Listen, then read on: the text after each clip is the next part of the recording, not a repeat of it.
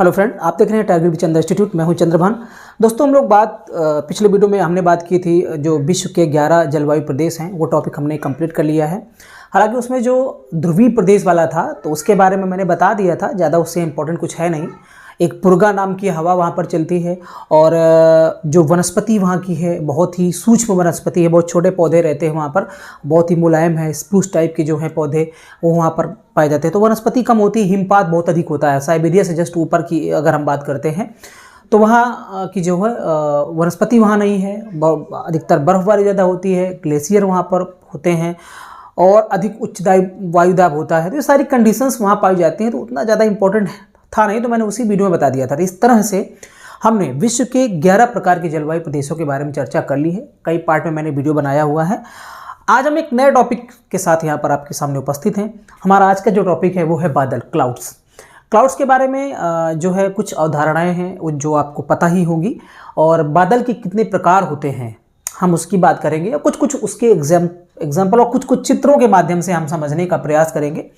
कोशिश करेंगे कि हम कम समय में और बहुत ही सरल शब्दों में आपको बता पाएँ और आप समझ पाएँ। ये हमारी उम्मीद और आशा भी रहेगी और हमारी कोशिश भी रहेगी। ठीक है, तो सबसे पहले हम आपको बता दें कि यहाँ पर जो भी आप देख रहे हैं, जैसे ये आपका एक डायग्राम बना हुआ है, इसमें बहुत सारी चीज़ें लिखी हुई हैं, कई सारे चित्र बने हुए हैं बादल के। तो आपको बड़ा हौच पौच लग रहा होगा कि कैसे बड़ा जटिल मुद्दा लग रहा है, लेकिन जटिलता है, लेकिन इसको हम बहुत ही सरल शब्दों में आपके सामने पेश करेंगे। अगर हम बादल की बात करें, क्लाउड्स की बात करें, तो भूमध्य रेखा पर बादल अधिक ऊंचाई पर पाए जाते हैं और ध्रुवों पर कम होते हैं। उसका रीज़न क्या है? उसका रीज़न ये है कि आप जानते हैं कि विषुवत रेखा पर, भूमध्य रेखा पर जो संवहनी धाराएं हैं वो बहुत अधिक होती हैं, अर्थात वहाँ वाष्पीकरण भी बहुत तेज होता है। और इस वाष्पीकरण का क्या कारण होता है? यहाँ पर पूरे साल भर सूर्य की जो किरणें हैं वो सीधी पड़ती हैं, और यही एक वजह है कि यहाँ पर क्योंकि जो सागरीय क्षेत्र होगा वहाँ पर क्या होगा, वाष्पीकरण अधिक मात्रा में होगा। वाष्पीकरण अधिक मात्रा में होगा, वो जो है हवाएं ज़्यादा ऊपर तक उठती हैं, ज़्यादा ऊपर तक उठती हैं, और वाष्पीकरण की वजह से, संघनन की वजह से जलवाष्प जो है जल की बूंदों में तब्दील होकर के बादलों का भी निर्माण यहाँ पर होता है। यही एक वजह है।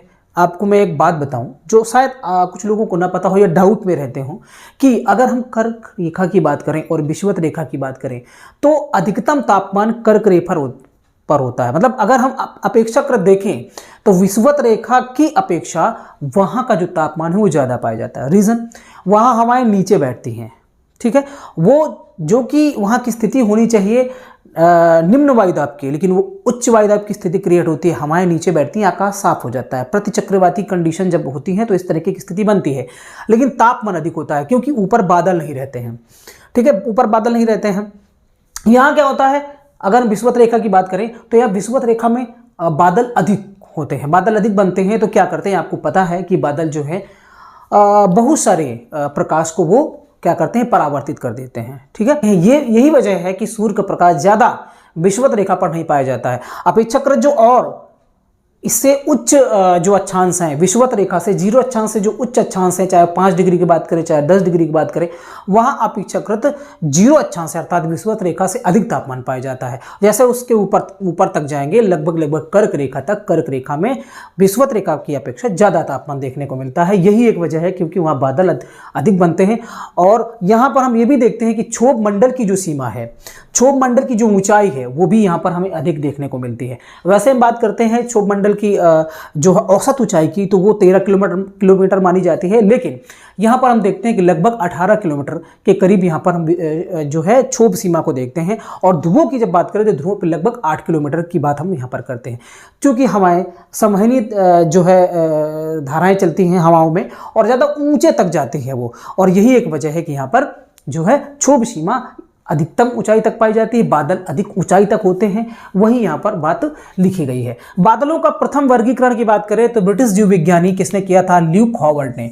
ल्यूक हॉवर्ड ने 1802 ईस्वी में सबसे पहले बादलों का वर्गीकरण किया था। कहाँ के थे ये? ब्रिटेन के थे। ठीक है, यहाँ पर हम देखते हैं कि स्वरूप के आधार पर वर्गीकरण की अगर बात करें कि बादलों के स्वरूप कौन कौन से होते हैं, उसके आधार पर देखिए तो बादल के 4 प्रकार होते हैं। ये 4 प्रकार के बादल कौन कौन से हैं? पक्षाभ मेघ, कपासी मेघ, स्तरी मेघ और वर्षा मेघ। ठीक है। अगर हम उनके स्वरूप के आधार पर बात करें तो पश्चाब में सर्वाधिक ऊंचाई पर होते हैं। याद रखिएगा, जहां पर भी पच्छाब लग जाए बादलों के नाम पे, तो आप समझ जाइएगा सबसे ऊंचाई वाले बादलों की बात हो रही है। ठीक है, सर्वाधिक ऊंचाई पर होते हैं। मोतियों की माला के नाम से इनको जाना जाता है। इनका निर्माण जो है बर्फ के क्रिस्टलों से होता है। ये बहुत ही ऊंचे होते हैं और एकदम सफ़ेद क्रिस्टल की तरह चमकते हुए नजर आते हैं।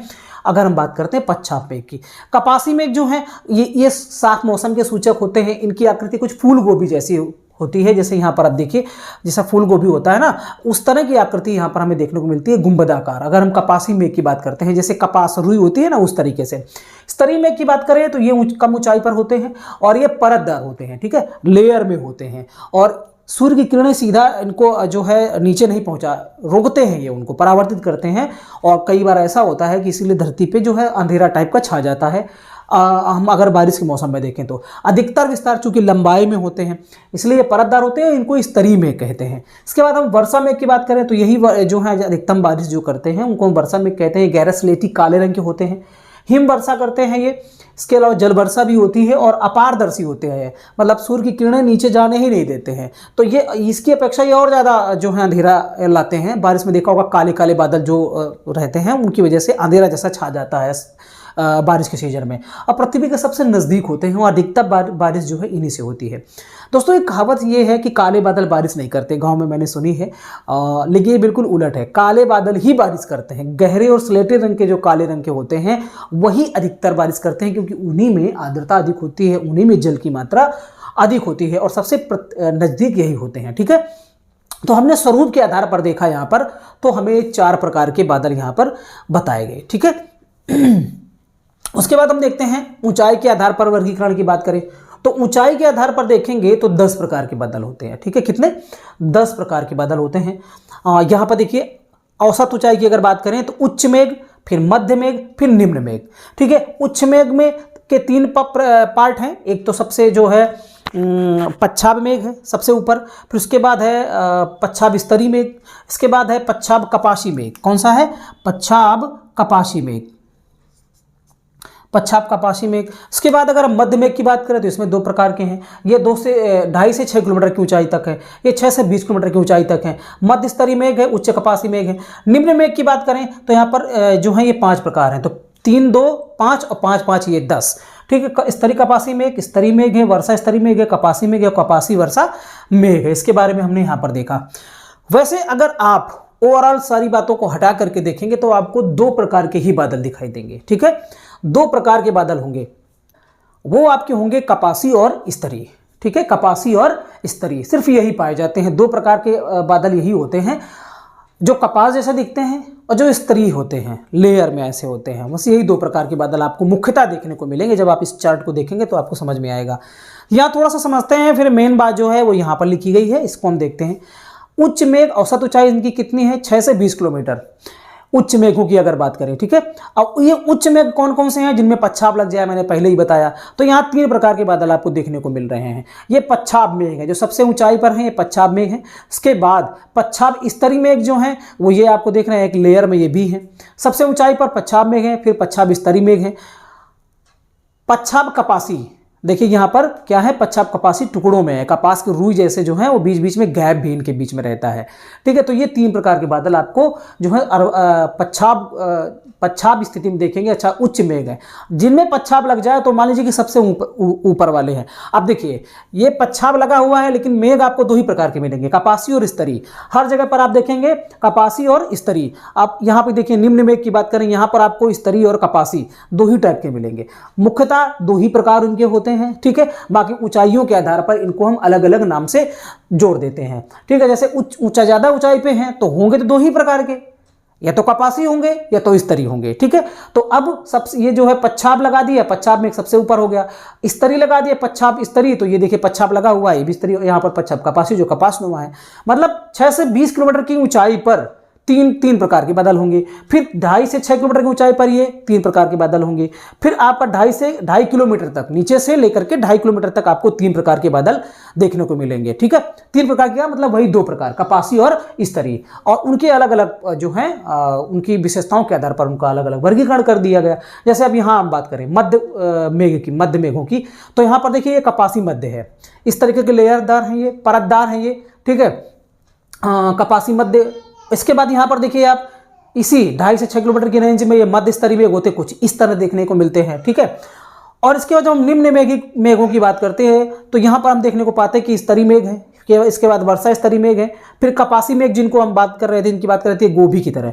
इसके बाद ये जो कपासी वर्षा मेघ होते हैं, इनकी ऊंचाई यहाँ से लेकर के लगभग नीचे से लेकर के आपके ये कह सकते हैं कि 6 किलोमीटर के ऊपर तक रेंज तक जाती है। ये ऊपर तक लेयर में होते हैं और सर्वाधिक वर्षा जो है यही करते हैं, चाहे आपका तड़ित झंझा हो, ठीक है, जो बिजली का गरजना हो, चमकना हो, वो सारी जो घटनाएं हैं वो इसी कपासी वर्षा मेघ में हमें देखने को मिलती हैं। और ये काफ़ी गुंबदाकार होते हैं। ठीक है, वो ज़्यादा लेयर इनकी ऊंचाई तक चली जाती है और ये लगातार बारिश करते हैं। ठीक है, सबसे अधिक वर्षा जो है इन्हीं से होती है। अब हम यहाँ पर एक बार समझते हैं, ठीक है, जो इंपॉर्टेंट हमारे लिए चीज़ें हैं उनको देखते हैं। आप ये देख ही लिए हैं। यहाँ देखिए, अगर हम उच्च मेघों की बात करें तो ये उच्च मेघों की हमने बात की 6 से 20 किलोमीटर, औसत ऊंचाई कितनी है 620 किलोमीटर। सबसे ऊंचाई पर कौन है, पच्छाद मेघ। तो इसमें सिर्फ आपको ये याद रखना है, सिर्फ पच्छाद मेघ लगा हो तो बस आपको इतना याद रखना है कि सबसे ऊंचाई वाला ये मेघ होगा। दूसरी जब हम बात करते हैं यहाँ पर पच्छाद स्तरीय मेघ की, तो यहाँ की जो इंपॉर्टेंट घटना है वो है हैलो फॉर्मेशन, अर्थात यहाँ पर हमें एक प्रभामंडल देखने को मिलता है। कई बार आपने देखा होगा कि चंद्रमा में या सूर्य में आसपास एक प्रभामंडल देखने को मिलता है। ठीक है, कैसे, जैसे हम यहाँ पर एक बनाए, मान लो ये सूर्य है, चांद है, इसके आसपास आपको प्रभामंडल बादलों को देखने ऐसा लगेगा कि चमक रहा है ये कुछ आसपास इसके। ठीक है, जैसे आप फोटो में देखिए किसी के, चाहे आप अगर गौतम बुद्ध की फोटो देखिए, उनकी मूर्ति देखिए, तो उनके पीछे जो है सर के पीछे प्रभामंडल बनाया जाता है। वही प्रभामंडल आपको सूर्य और चंद्रमा में भी देखने को मिलता है। और ये घटना का जो कारण है वो क्या है, ये पच्छाद स्तरीय मेघ है। ठीक है, तो आपसे एग्जाम में पूछा जा सकता है कि हैलो फॉर्मेशन या प्रभामंडल किन बादलों में देखने को मिलता है, इसका रीजन क्या होते हैं। तो ये पच्छाद स्तरीय मेघ होते हैं। कैसे होते हैं ये पच्छाद स्तरीय की बात यहाँ पर बात कर रहे हैं ना हम लोग, पच्छाद स्तरीय मेघ की। तो पच्छाद स्तरीय मेघ जो है वहां पर हमें हैलो फॉर्मेशन देखने को मिलता है, ये यहाँ पर है। ठीक है, इसके बाद जब हम नीचे देखते हैं तो तीसरा प्रकार है जो उच्च मेघ में, वो है आपका पच्छाद कपासी मेघ, सिर्रोकुमुलस क्लाउड। इसको मैकरल स्काई या सियार की शादी भी कहा जाता है। अगर हम यूरोप की बात करें तो यूरोप में इसको मैकरल स्काई और भारत में सियार की शादी कहा जाता है। इसका रीजन क्या है, पच्छाद कपासी मेघ, ये है पच्छाद कपासी मेघ। यहाँ पर हम देखते हैं कि जैसे ये बादल हैं, अब चूंकि ये कपासी बादल हैं तो ये थोड़ा ऊर्ध्वाधर होंगे, इनमें कुछ आर्द्रता होगी, तो थोड़ा बहुत ये बारिश भी करते हैं। बीच बीच से आप देखेंगे कि यहाँ से प्रकाश जो गैप है उससे प्रकाश भी जाता है। तो कई बार आपने बारिश में देखा होगा बरसात के सीजन में कि बारिश भी होती है और धूप भी आती है, तो हम लोग कहते हैं सियार की शादी। कहेंगे भारत में कहावत है सियार की शादी होती है, ऐसा कुछ है नहीं, बस एक कहावत है। और यूरोप में इसको मैकरल स्काई बोलते हैं, अर्थात धूप भी होगी और साथ में बारिश भी थोड़ा बहुत हो रही होगी। बहुत तेज बारिश नहीं होती है, हल्की फुल्की बारिश होती है और धूप भी आती है। ये घटना किन बादलों के कारण होती है, ये घटना जो है आपका पच्छाद कपासी मेघ बादलों के कारण होती है। तो ये एक इंपॉर्टेंट पॉइंट है, यहाँ से एग्जाम में क्वेश्चन पूछा जा सकता है कि आपको सियार की शादी या मैकरल स्काई की घटना किन बादलों में देखने को मिलती है, तो पच्छाद कपासी मेघ में। ठीक है, जहां भी पच्छाद लग जाए, तो ये मान लीजिए इसके अलावा किसी प्रकार का कोई चीज दिया गया है, चाहे स्तरीय कपासी मेघ दिया हो या मध्य स्तरीय मेघ दिया हो, उच्च कपासी मेघ दिया हो, किसी प्रकार का कोई बादल दिया हो, अगर पच्छाद लगा है तो अगर सिर्फ पच्छाद लगा है और बाकी कुछ और लगा है तो मान लीजिए कि पच्छाद वाला ही सबसे ऊंचाई पर, क्योंकि पूछ लेता है निम्न में से कौन सा सर्वाधिक ऊंचाई पर बादल पाया जाएगा। ठीक है, तो ऐसे पूछ सकता है। अब इन्हीं में से पूछ ले आपको, तो इनमें से आप देख लीजिएगा पच्छाद मेघ सबसे ऊपर है, पच्छाद स्तरीय हो गया, फिर पच्छाद कपासी मेघ हो गया। ठीक है, तो ऐसा नहीं पूछेगा, लेकिन एक पच्छाद देगा तो एक मध्य स्तरीय देगा, तो फिर एक वर्षा स्तरीय मेघ देगा, इसके बाद पूछेगा एक और कोई दे देगा, पूछेगा इनमें निम्न में से इनमें से कौन सा सर्वाधिक ऊंचाई पर होगा। तो जहां पच्छाद लग जाए तो मान लीजिएगा कि सर्वाधिक ऊंचाई पर है। ठीक है, इसके बाद हम बात करते हैं मध्य मेघ की, जो 2.5 से 6 किलोमीटर की रेंज पर पाए जाते हैं। इसमें आएगा मध्य स्तरीय मेघ। ठीक है, तो मध्य स्तरीय मेघ जिसको हम आल्टो स्टेटस क्लाउड्स बोलते हैं। ठीक है, तो मध्यम वर्ग, इसको आप ऐसे याद कर सकते हैं कि एक ज़माना था जब मध्यम वर्ग के पास में आल्टो गाड़ी हुआ करती थी, जो जिसके पास आल्टो होती थी लोग बोलते थे कि मध्यम वर्ग का ही व्यक्ति है। तो वही मध्य का मतलब आल्टो। तो आल्टो स्ट्रेटस क्लाउड्स, ये मध्य स्तरीय मेघ जो है इसका क्या जो है ये क्या करता है, ये चक्रवात की पूर्व सूचना देता है। अगर ये बादल है, मध्य स्तरीय मेघ है, मध्य स्तरीय मेघ कहां पर आपको देखने को दिख रही है, मध्य स्तरीय मेघ ये आपको 2.5 से 6 किलोमीटर की रेंज में देखने को मिलेगा, कुछ इस तरह दिखेगा, ठीक है। तो ये चक्रवात की पूर्व सूचना देता है, या अगर ये देखने को मिले तो इसका मतलब है कि चक्रवात आने वाला है, क्योंकि लगातार लेयर में बादल आते हैं। इसके बाद हम उच्च कपासी मेघ की बात करें तो अब आपसे एग्जाम में पूछ सकता है कि इंद्रधनुष की जो परिघटना है वो किस प्रकार के बादलों में देखने को मिलती है। तो वो उच्च कपासी जो मेघ होते हैं, आल्टो कुमुलस क्लाउड्स, यहां पर ये आल्टो स्ट्रेटस क्लाउड्स है, ये आल्टो कुमुलस क्लाउड्स है, ठीक है। तो उच्च कपासी मेघों में ही इंद्रधनुष बनने की जो परिघटना है वो हमें देखने को मिलती है, और इन्हें पताका मेघ भी कहते हैं। ये कुछ ऐसे पताका झंडे नुमा होते हैं, लेयर में होते हैं, और ऐसे लग रहा है कोई पताका लहरा रही है, ठीक है, जैसे आप यहां पर देख सकते हैं, ठीक है। इस तरह से कुछ जो है ये उच्च कपासी मेघ हमें देखने को मिलते हैं। तो हमने ये मध्य मेघ की बात की, ठीक है। मध्य मेघ में एक तो आपका मध्य स्तरीय हो गया, दूसरा उच्च कपासी हो गया, ठीक है।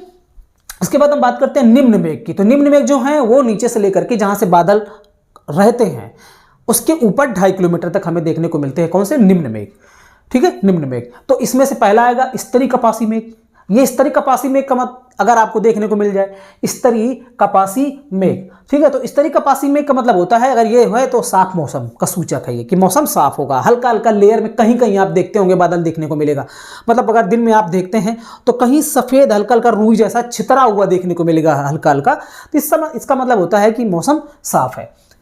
स्तरीय मेघ की बात करें तो ये दो विपरीत पवनों के मिलने पर बनते हैं, अर्थात एक गर्म एक ठंडी वायु जो आपस में मिलती है, तो उसमें कुछ आर्द्रता अगर रहेगी गर्म वायु में तो और उसकी नमी लेकर के ठंडी वायु की क्या करते हैं, ये बादल बनते हैं, इनका फॉर्मेशन होता है, तो इन्हें हम स्तरीय मेघ कहते हैं। तो पूछ लेगा एग्जाम में कि दो पवनों के मिलने पर किस प्रकार के बादलों का निर्माण होता है, तो स्तरीय मेघ बादलों का निर्माण होता है। इसके बाद हम जब वर्षा स्तरीय मेघ की बात करेंगे तो वर्षा स्तरीय मेघ जो है ये लगातार वर्षा करते हैं।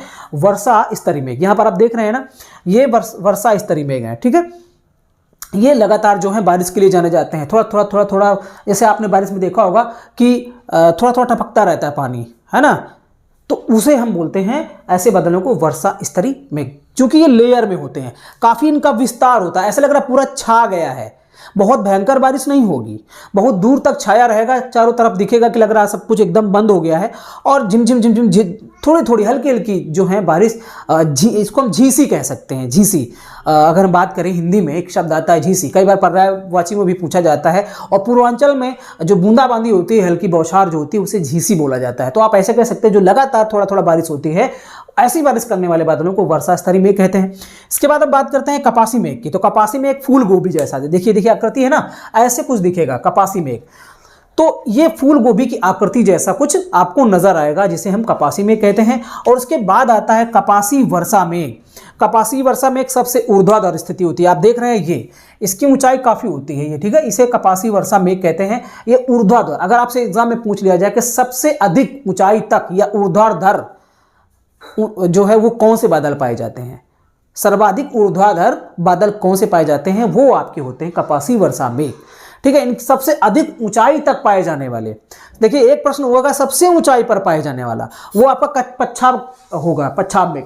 लेकिन पूछ ले कि सबसे ऊंचाई तक, एक सबसे ऊंचाई पर और एक सबसे ऊंचाई तक, ठीक है, जिसकी ऊंचाई अधिक होगी, जिसकी ऊंचाई अधिक होगी, ज्यादा ऊंचाई तक पाया जाएगा लगातार ऐसे ऊर्ध्वाधर, वो आपका होगा कपासी वर्षा मेघ। तो ये चीज को याद रखिए, सबसे ऊंचाई पर कौन पाया जाएगा, वो पच्छाब मेघ, और ज्यादा दूरी तक ऊर्ध्वाधर कौन सा पाया जाएगा, वो आपका कपासी वर्षा मेघ होगा। और बिजली का चमकना, गरजना, बादल का तड़ित झंझा जैसी स्थितियां जो हैं, घटनाएं आपको कपासी वर्षा मेघ में देखने को मिलती हैं। तो ये कुछ जानकारियां थी, एग्जाम में कई बार यहाँ से प्रश्न पूछ लेता और थोड़े से डाउट में, और बड़ा कंफ्यूजन होता है इनमें डिफरेंस करने में, बड़ा कंफ्यूजन होता है। तो एक बार मैं पुनः बताना चाहता हूं आपको कि आप ये याद रखिए, बादल दो ही प्रकार के होते हैं, एक होते हैं कपासी और एक स्तरीय, ठीक है। अब ऊंचाई के आधार पर यहाँ पर आप देख सकते हैं कि अगर हम 6 से 20 किलोमीटर की रेंज पर देखेंगे तो यहां पर आपको पच्छाब लगा देना है, पच्छाब लगा देना है, किसमें, स्तरीय में और कपासी में, ठीक है, इस तरी में कपासी में पच्छाव लगा देंगे, तो जहां पच्छाव लग जाए वो सबसे अधिक ऊंचाई पर होगा। फिर 2.5 से 6 किलोमीटर की रेंज में मध्य वाले होते हैं, इनमें आल्टो लगा मिलेगा। अगर आप हिंदी वाला नहीं देख पा रहे हैं तो आप अंग्रेजी वाला देखेंगे, उसमें तो आपको आल्टो लगा मिल जाए, तो मान लीजिए कि वो मध्य मेघ वाले हैं।